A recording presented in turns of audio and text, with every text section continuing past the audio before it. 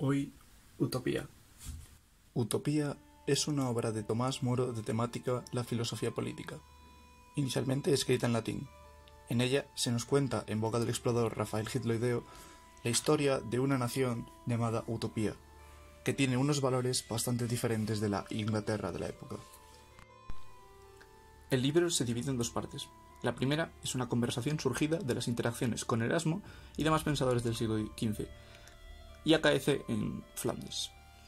Además, trata la situación de la Inglaterra de principios del siglo XVI, cuál es la situación económica y la situación social, y en ello da a entender que Utopía es un mundo mejor.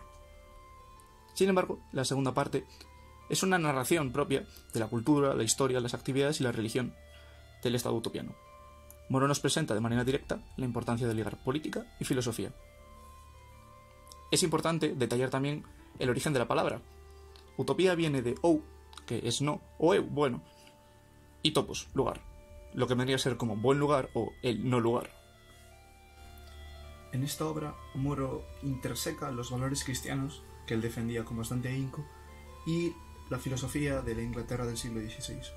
Sin embargo, es una obra muy provocativa, ya que muchas de las cosas que dice, y intentamos creer que son las que verdaderamente opina Moro, están en profunda contradicción con las que supuestamente él defiende.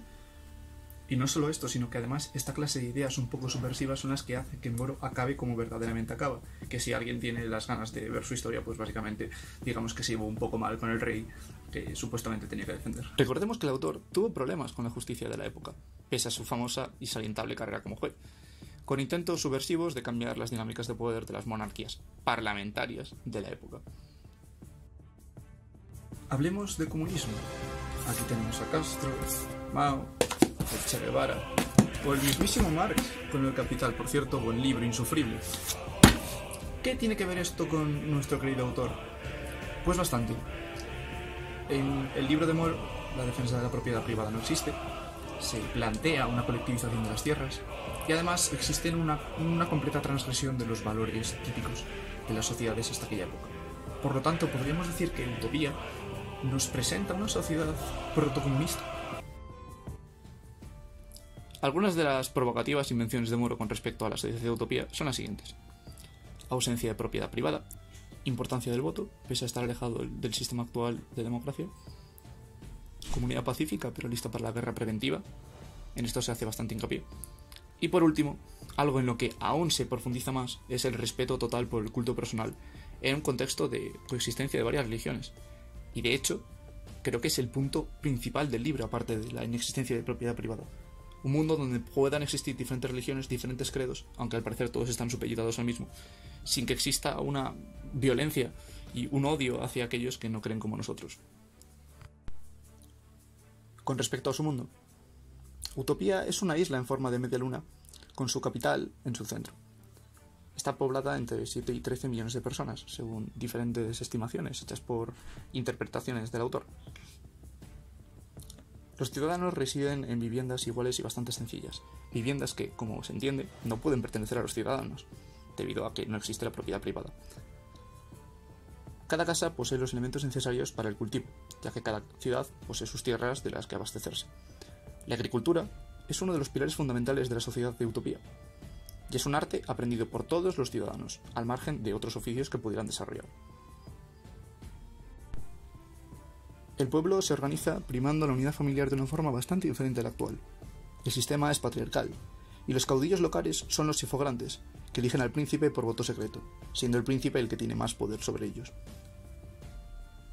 Dentro de la sociedad, digamos que la estructura es vertical. Existen estos sifograntes que lo que hacen es conectar al pueblo con los grandes dirigentes. De esta forma, las ideas de la clase baja y de los que no tienen poder pueden llegar a los mandatarios.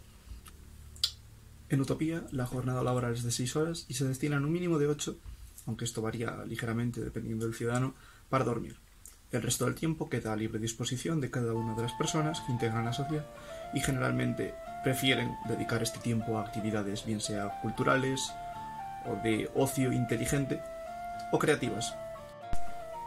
Y ahora que ya os he presentado de qué va la obra, me gustaría hacer una pequeña recopilación de momentos célebres, citas y demás extractos que nos puedan hacer reflexionar, ya que este es el objetivo del vídeo principalmente.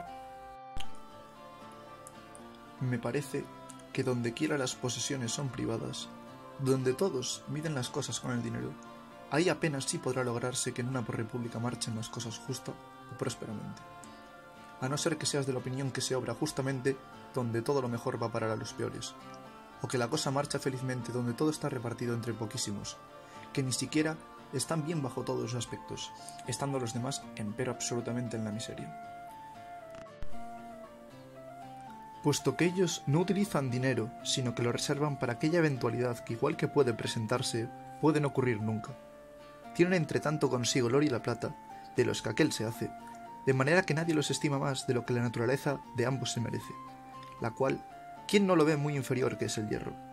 Porque, sin este, por Hércules, los mortales no pueden vivir más que sin el fuego y el agua, mientras que al oro y a la plata no se les ha dado a la naturaleza uso alguno, del cual no podamos prescindir fácilmente, si no fuera que la estulticia de los hombres ha puesto precio a lo raro. Y, finalmente, os he descrito lo más verazmente que he sabido la estructura de su república, a la que yo con toda seguridad considero no solo la mejor, sino la única que por propio derecho puede recabar para sí el nombre de república, porque, en otros sitios, los que hablan por doquier del beneficio público se cuidan del privado. Aquí, donde nada hay privado, llevan en serio la gestión pública. Pues, ¿qué cosa puede haber más rica que, eliminada absolutamente toda preocupación, vivir con ánimo alegre y tranquilo, no medroso de su sustento, no vejado por las súplicas lastimeras de la mujer, no temiendo a la pobreza para el hijo, no ansioso por la dote de la hija, sino estar seguro del sustento y la felicidad propios de todos los suyos, de la esposa, de los hijos, de los nietos, de los bisnietos, de los tataranietos y de toda esa larga serie de descendientes que se prometen los generosos? Y qué decir que se mira lo mismo por los que, incapacitados actualmente, han trabajado antaño, por los que trabajan actualmente.